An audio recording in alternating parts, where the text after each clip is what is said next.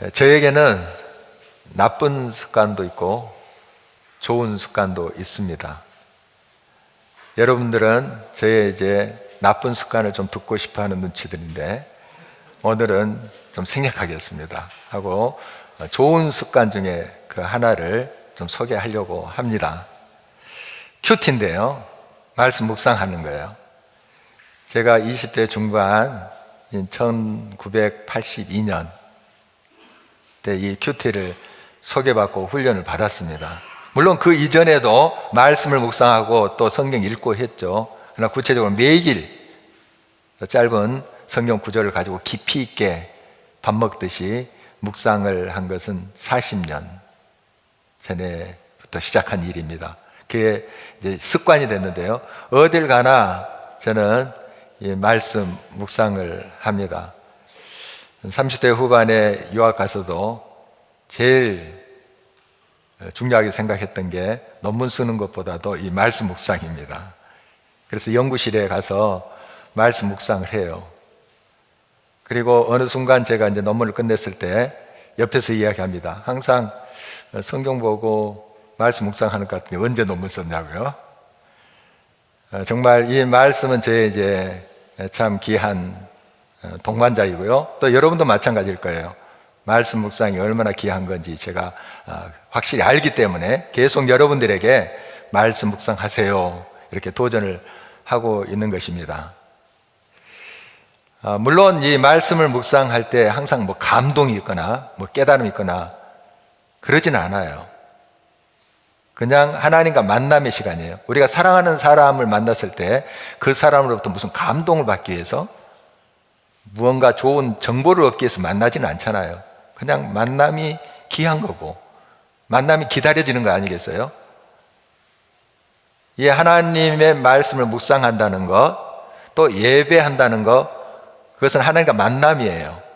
물론 우리가 그런 하나님을 기쁨으로 만날 때 하나님 감동도 주시고 깨달음도 주시고 우리에게 위로도 주시고 하죠. 그러나 우리의 모든 동기가 내가 뭔가를 얻기 위해서 하나님을 만나고 예배하고 말씀 묵상하고 하는 건 아니잖아요. 그냥 하나님이 좋고 내게 주신 은혜가 얼마나 큰데, 생명을 주셨는데, 내 아버지신데, 그래서 만나러 가는 것 아니겠어요? 그러다 보면은 그 만남 속에서 큰 하나님의 은혜를 경험하곤 하지요. 이런 우리의 신앙의 근본적인 태도가 점검돼야 될 것이라고 봅니다. 항상 말씀을 이제 묵상하면서 저는 주의를 기하는 게 있습니다. 이게 습관주의에 빠지지 않기를, 또 종교적인 어떤 의무감으로 되지 않기를 주의합니다. 바로 말씀 묵상 그 자체가 제 삶이기를, 그렇게 기도하면서 이 습관에 들어 있는 것이죠. 신바벨론 제국은 100년도 못 돼서 망하고 이제 새로운 제국이 등장합니다. 메데 바사라는 제국인데요, 다리오 왕 때입니다. 다니엘이라는 이제 인물이 바벨론 제국 때 총리를 했습니다.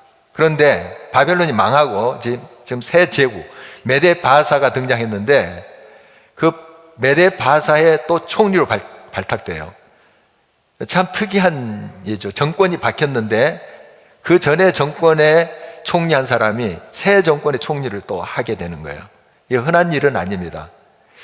다니엘이 얼마나 지혜와 총명이 뛰어났는지 또 이 다리오 왕은 알기 때문에 그 망한 정권의 총리를 발탁하는 거예요. 참 다니엘은 하나님 앞에 신실한 사람이고 성경에 있는 것처럼 마음이 민첩한 사람이었습니다. 마음이 민첩하다는 것은 지혜와 총명이 뛰어나다 하는 그런 의미죠. 하나님의 영, 성령으로 충만한 사람이다, 이런 뜻이 되겠습니다. 다리오 왕이 그것을 알았던 것이죠. 그래서 그를 세워서 이제 총리로 삼았습니다. 일을 잘했어요. 그리고 이 다니엘은 정말 신실하게 자기에게 맡겨준 일을 최선 다했습니다. 정권이 바뀌어도 왕 앞에 충성을 다했어요. 신실한 마음으로 자기 자리를 잘 지키면서 성실히 국사를 살폈던 것이죠. 자, 그런데 이제 시기하는 사람들이 생겨났습니다. 총리가 셋인데 왕이 이 다니엘을 그 총리 중에 으뜸 총리, 즉 옛날 조선시대로 말할 것 같으면 영의정으로 삼으려고 하는 거예요. 그래서 나머지 두 총리들과 120명의 고관들, 각 지방을 다스리는 그러한 지도자들이죠. 이런 사람들이 시기를 하게 됐어요. 다니엘을 어떻게든 끌어내리자, 그리고 심지어 죽이고자 했던 것이죠. 참, 이렇게 다니엘은 위험에 처하게 되었습니다. 다니엘이 한 번도 자기가 총리 되겠다고 애쓴 적이 없어요. 사람들 찾아다니면서 표 한 번 주십시오, 이렇게 운동한 적이 없어요. 다니엘은 그저 왕한테 발탁된 거예요. 신실하게 하나님 앞에 서 있었던 거죠. 그리고 자기에게 무슨 일이든 주어지면 성실을 다했던 것이죠.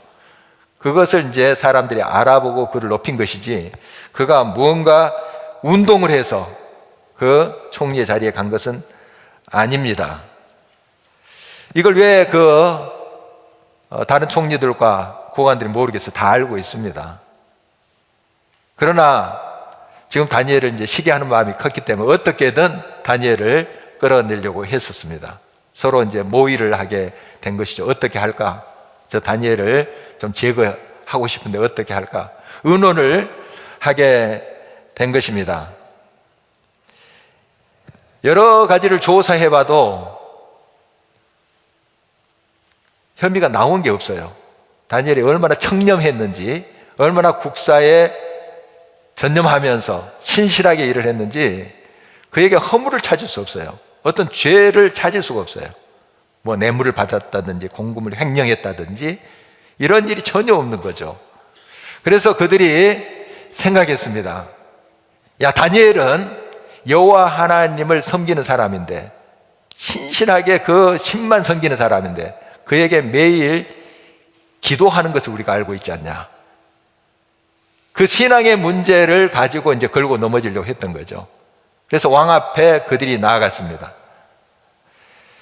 이제 30일 동안 왕이시여, 그 어떤 사람도 다른 신에게나 사람에게 구하거나 기도하지 않도록 그렇게 조서를 내리십시오. 그리고 만약에 그 금령을 어기면 사자굴에 던지십시오. 다리오 왕의 그 말을 들으니까 기분이 좋잖아요. 지금 총리들과 여러 그 지도자들이 모여서 왕한테 충성하겠다는 맹세로 들린 거예요. 왕께만 기도하게, 경배하게 그렇게 하십시오. 그것도 30일만 그렇게 하면 좋겠습니다. 왜냐하면 그 제국에 여러 나라들이 지금 속해 있잖아요. 거기 각기 믿는 신들이 있어요. 그런데 계속 다른 신들을 섬기지 말고 왕에게만 기도하라, 절하라, 이러면 반발이 크겠죠. 그래서 30일만 하자, 이렇게 이제 그들이 왕 앞에 건의를 했습니다. 왕은 기분이 좋아서 참 자기에게 충정을 바치는 그러한 신하들을 알고 눈물이 날 지경이었을지도 모릅니다. 굉장히 감동을 했을 것 같아요. 아, 그러면 그렇게 하자 한 거예요. 너무 기분이 좋은 나머지 그 무리들 속에 다니엘이 없다는 걸 알아채지 못한 거예요. 너무 그냥 기분이 붕 떠서 그걸 보지 못했어요. 그리고 다니엘이 하나님을 신실히 섬기고 하나님께만 기도한다는 거 왜 다리오 왕이 모르겠습니까? 알고 있어요. 그러나 너무 국사를 잘 챙기고 백성들을 위해서 잘 통치를 하잖아요. 그걸 높이 산 거죠. 그런데 그것조차도 지금 너무 기분이 좋아가지고 생각을 못한 거예요. 그래서 조서를 내리도록 했습니다. 이 간악한 무리들은 왕이시여, 이 조서를 내릴 때 어인, 즉 왕의 도장을 꽉 찍어서 그 누구도 이 조서를 다시 고치지 못하게 하소서, 이렇게 이야기한 거예요. 그 누구도에게는 왕도 포함된 거예요. 이렇게 그들이 이제 건의하자, 그렇게 하마 해서 조서를 내리는 것입니다.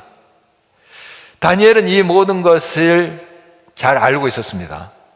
왜 이렇게 여러 무리들이 왕에게 가서 그 조서를 이렇게 내리게 했는가 하는 의도를 알고 있었어요. 자기를 제거하기 위한 것을 왜 모르겠습니까? 이런 이제 다니엘이 그런 모든 상황에서 어떤 반응을 했는가 10절에 이렇게 보여주고 있습니다. 다니엘이 이 조서에 왕의 도장이 찍힌 것을 알고도 자기 집에 돌아가서는 입방에 올라가 예루살렘으로 향한 창문을 열고 전에 하던 대로 하루 3번씩 무릎을 꿇고 기도하며 그의 하나님께 감사하였더라. 왕의 금령을 어기는 거 아니겠어요? 그 결과가 어떻게 되는가 왜 다니엘이 모르겠습니까? 사자굴에 던져서 죽임을 당할 수밖에 없어요. 다니엘이 다 알고 있습니다. 그것을 알고 있음에도 불구하고 그는 하나님께 늘 하던 대로 기도했습니다. 좀 융통성을 발휘하고 좀 부드럽게 이렇게 넘어갈 수도 있었는데 이 신앙의 문제만큼은 한치도 양보가 없었어요. 다니엘이 왕을 무시하거나 또 없인 여기는 게 아니에요. 이 금령을 어겼다는 건. 그랬다면 평소에 왕의 명령을 거역하고 자기 멋대로 했다면 왕이 그를 신임하겠습니까? 으뜸총리로 삼으려고 했겠어요? 왕의 명령에 순종했어요. 또 백성들을 잘 보살폈어요. 그러나 이 신앙의 문제, 하나님께 예배드리는 이 문제만큼은 한치의 양보가 있을 수 없어요. 신앙의 변질을 그는 용납할 수가 없었던 것이죠. 400년 전 17세기 로마 카톨릭 교회는 지구는 가만히 있고 하늘이 움직인다는 천동설을 그렇게 믿었습니다. 그것이 또 하나님의 진리라고까지 생각을 한 거예요. 그런데 코페르니쿠스라는 천문학자가 아니다. 지구가 움직인다, 돈다. 그래서 지동설을 주장한 거예요. 이제 갈릴레오 갈릴레이라는 사람이 이 사람도 그걸 지지한 겁니다. 지구가 돈다, 움직인다. 우리는 지금 상식이 되어 있는데 한 400년 전에는 진짜 이 땅은 가만히 있고 하늘이 움직인다고 그렇게 생각했나 봐요. 그래서 이제 교회에서 그를 불렀죠. 교황청에서 불러서 너 지동설 주장하지 마. 사람을 미혹하는 거야. 이거 하나님 뜻이 아니야. 해서 금지했습니다. 만약에 이 명령을 순종하지 않으면 너 굉장히 형벌을 내릴 거야. 그렇게 한 거예요. 그 당시에 이제 교황은 대단한 권력자입니다. 중세시대의 교황은 제왕들 위에 있는 자예요. 그러니까 대단했죠. 그런데 그 왕의, 그 교황의 명령에 지금 어기는 꼴이 됩니다. 지동설을 주장한다는 건. 하지 마. 그랬더니 이제 이 갈릴레오가 지동설 주장하지 않겠습니다 했다잖아요. 그리고 그 법정을 나가면서 혼잣말로 그래도 지구는 돈다. 이렇게 말했다는 이야기가 들립니다. 뭐 이렇게 근거가 있는 내용인지 또 의심하는 분도 많은데 어떻든 내 마음은 굴복하지 않는다. 지금 왜 내가 연구해 보니까 진짜 지구가 돌고 있고 움직이는데 그걸 어떻게 부인합니까? 학자의 양심으로. 그래서 혼잣말로 지구는 그래도 돈다 라고 했다지 않습니까? 천동설이나 지동설은 신앙의 본질적인 문제는 아니어서 갈릴레오처럼 그렇게 처시를 한다는 걸 우리가 비난할 수는 없습니다. 그러나 신앙의 문제, 이것은 우리가 양보할 수 없죠. 하나님을 부인하라. 입으로만 하나님 없다고 그렇게 이야기하면 너 살려주마 하는데도 폴리갑이라는 우리 믿음의 선배, 또 많은 믿음의 선배들이 그 자리에서는 융통성을 발휘하지 않았습니다. 그냥 마음으로는 너 하나님 믿어, 입으로만 내 하나님 안 믿는다, 하나님 없다 이렇게 하라고, 그러면 너 살려주겠다 하는데도 끝까지 하나님 계십니다 하고 외치면서 형장에 이슬로 사라져갔던 우리 신앙의 선배들이 있습니다. 왜 그랬을까요? 좀 융통성 있게 좀 했으면 좀 더 살 수 있을 텐데. 여러분, 이 진리를 양보한다는 거, 이 신앙을 양보한다는 거, 그 조그맣게 시작한 게 나중에 뿌리까지 다 흔들려 버립니다. 위험한 거예요. 그래서 이 신앙의 문제만큼은 목숨 걸고 우리 선배들은 지켰어요. 총칼이 들어와도 나 하나님 믿습니다 선언하고 그들이 형장의 이슬로 사라졌던 것을 우리가 잘 알고 있습니다. 다니엘은 기도의 사람이었습니다. 총리가 되었을 때나 또 초야에 묻혔을 때나 똑같아요. 똑같습니다. 하나님께 늘 기도하는 사람이었습니다. 바쁘다고 피곤하다고 하여서 기도의 시간을 빼먹고 생략하지 않았습니다. 우리 예수님께서 이 땅에 오셔서 우리와 같은 육신을 입고 지내셨죠. 그리고 3년 동안 공생의 사역을 하셨습니다. 이때 예수님의 모습 보면은 시간을 정해놓고 성부 하나님께 나가서 기도하고 있습니다. 하나님과 동등된 분이신데 이 땅에 육신으로 오셔서 습관을 좇아서 기도하고 계세요. 습관을 좇아서. 하물며 우리는 어떠해야 되겠습니까? 바로 그 습관을 좇아서 기도한다는 종교적인 어떤 행위가 아니고 예수님의 삶 그 자체였어요. 우리 역시 그리해야 될 것입니다. 우리는 기도의 습관을 위해서 반복적이고 또 진실하고 기대하는 마음으로 늘 기도의 자리에 나아가야 합니다. 그래서 기도 생활이 우리에게 체질화돼야 돼요. 좋은 습관이 돼야 되는 것입니다. 나쁜 습관은 삶을 파괴하지만 좋은 습관은 우리의 삶을 활기 있게 합니다. 지난 주일에 피터자 교육 때 같은 내용을 강조했습니다. 날마다 하나님과 만나는 시간이 있습니까? 물론 여러분들이 하나님과 동행해요. 예수 그리스도를 믿는 사람은 늘 임마누엘 하나님, 그걸 고백하면서 삽니다. 그러나 구체적으로 날마다 하나님과 만나는 그 시간이 있냐 하는 거예요. 여러분 있습니까?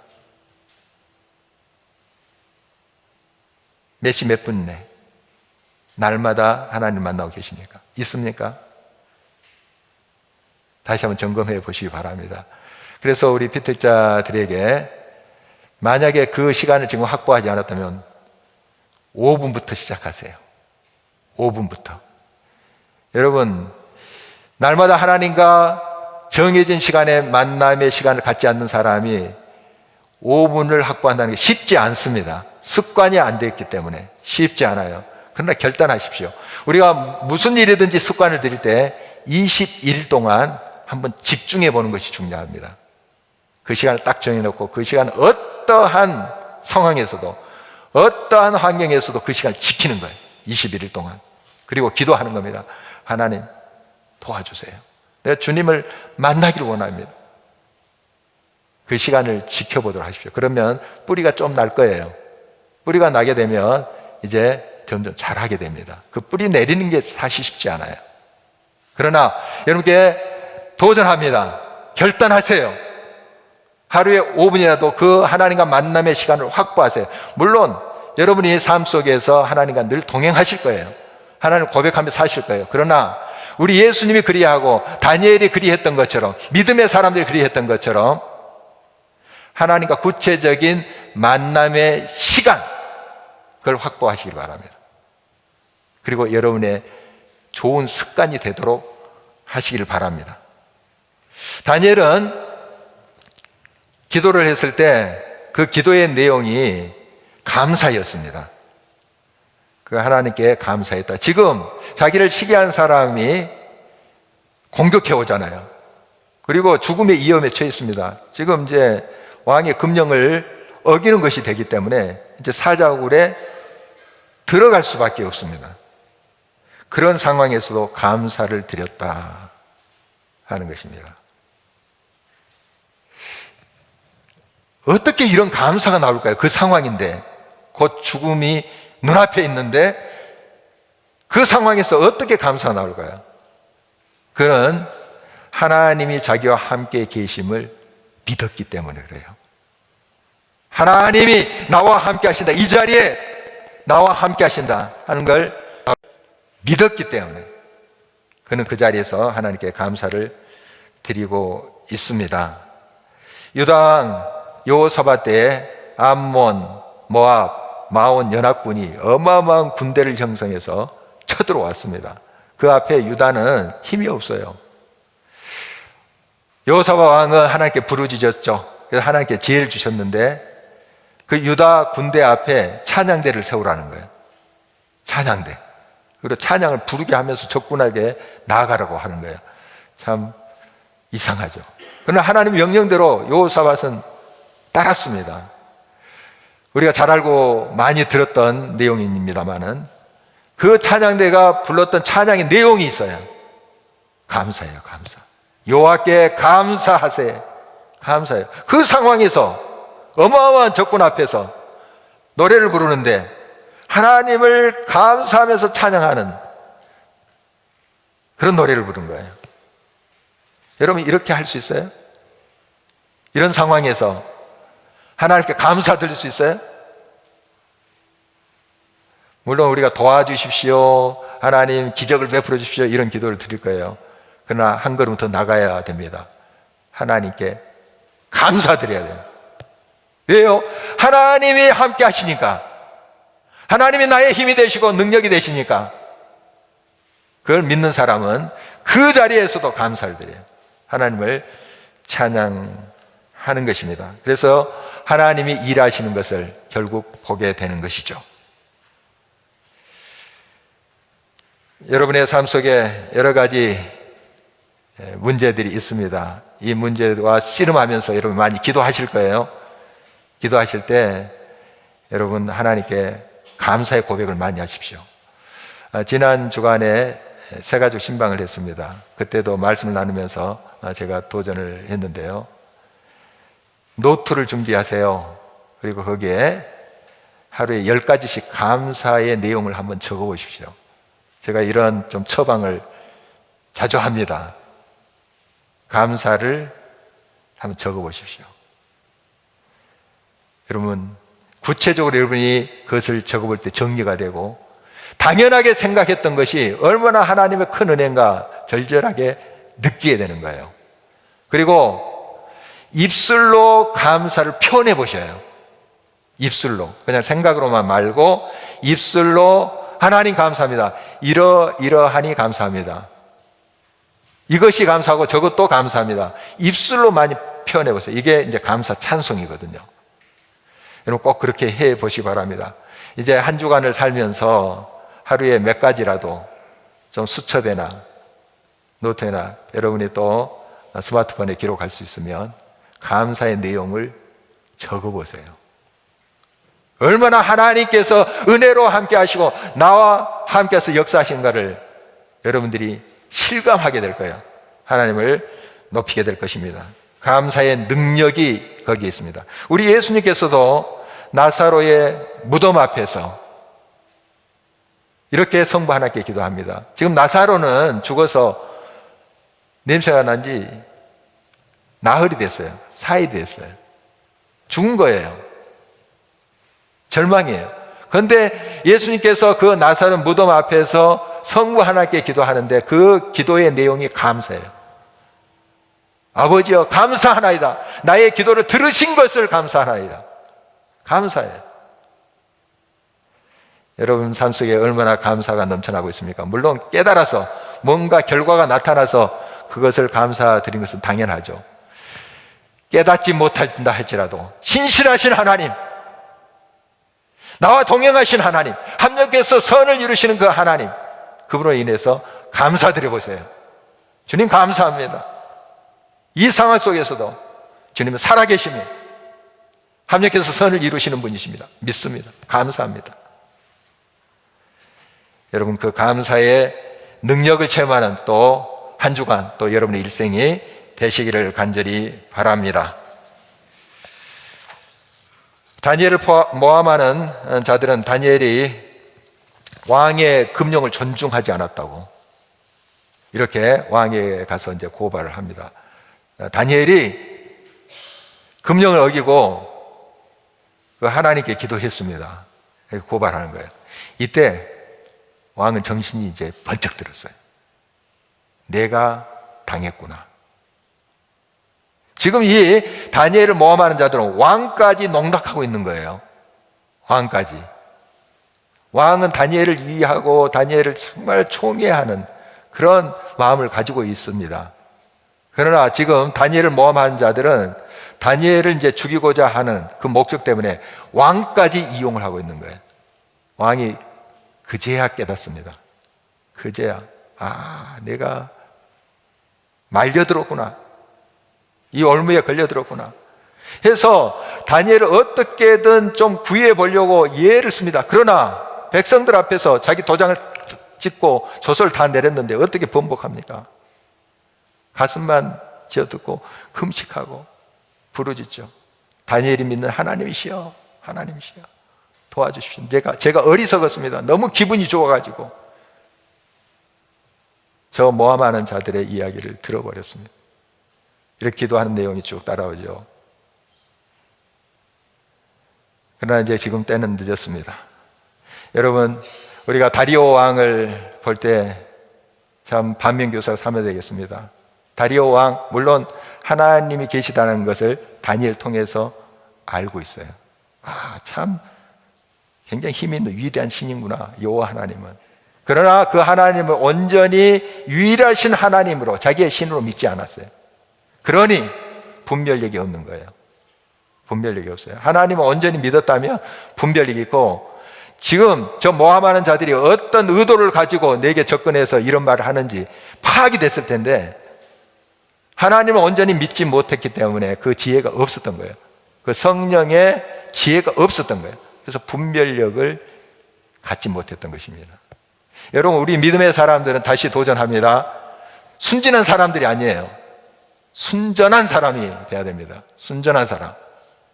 순전은 순수하나 분별력이 있는 거예요. 그래서 예수님께서도 비둘기같이 순결하나 뱀처럼 지혜로워라, 이렇게 도전을 하고 계시는 것이에요. 분별력을 말하는 것입니다. 순수함에, 거짓 없는 그 순수함에 분별력을 가지셔야 돼요. 순진하게 그냥 따라가서는 안 돼요. 착한 것으로 모자랍니다. 그 착한 것에 하나님의 말씀이 있어서 분별력을 가지셔야 돼요. 무엇이 옳고 그른지 분별할 수 있어야 됩니다. 다리오 왕은 그 지점에서 실패하고 있었습니다. 늘 하던 대로 행하는 것이 바로 습관이죠. 습관에는 양면성이 있습니다. 좋은 습관이 있는가 하면 나쁜 습관이 있습니다. 습관의 부정적인 면을 매너리즘이라고 이제 하기도 하죠. 우리는 또 그것을 습관주의라고 합니다. 주기도문을 여러분들이 암송할 때 생각 없이 외우는 거, 습관적으로 하는 거. 사도신경을 아까 우리 또 고백하기도 했는데요.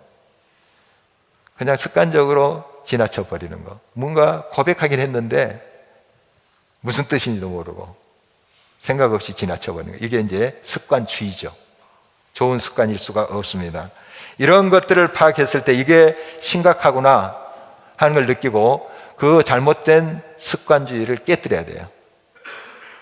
벗어나야 됩니다. 긍정적인 습관이 있습니다. 시간을 정해놓고 말씀 묵상하고 하나님과 만나는 그 시간을 확보하는 것이죠. 또 교회 사역에 주도적으로 참여하는 것, 좋은 습관일 수가 있습니다. 유진 피터슨이 그의 책 잘 산다는 것에서 믿음의 습관이라는 그 제목으로 짤막한 글을 올리고 있습니다. 거기에 이런 말이 있더라고요. 우리 신앙생활을 하는데 이게 따분한 습관이 되지 않도록 늘 깨어 있어야 된다. 예배를 드릴 때 좀 기대하는 마음으로 준비돼서 와야 되는데 그냥 습관적으로 와서 예배를 드릴 때 그건 이제 습관주의가 되어버리죠. 그래서 그 예배에 임재하시는 하나님 우리가 경험할 수가 없게 되는 것이죠. 여러분, 항상 우리는 하나님 앞에 기대하는 마음으로, 열린 마음으로 나아가야 됩니다. 그는 계속 이런 말을 해요. 지난달 받은 성찬의 자녀분이나 작년에 예금한 믿음의 이자로 살 수 없다는 것입니다. 한때 우리가 성령 충만을 받았어요. 은혜를 막 경험했어요. 그것 가지고 평생 살 수 없는 거예요. 날마다 새로워야 됩니다. 예배 시간이 날마다 새롭게 우리의 삶 속에 다가와야 돼요. 기대하면서, 기도하면서 하나님께 나아가야 되는 것이죠. 이런 좋은 습관이 우리들에게 있기를 바라는 것입니다. 다니엘처럼 늘 하던 대로 하나님과의 만남을 귀하게 여기고 어떠한 상황 가운데서도 어떤 형편 속에서도 이 좋은 습관을 선택하고 유지하고 하나님의 영광을 드러내는 귀한 저 여러분 되시기를 주의 이름으로 축원합니다.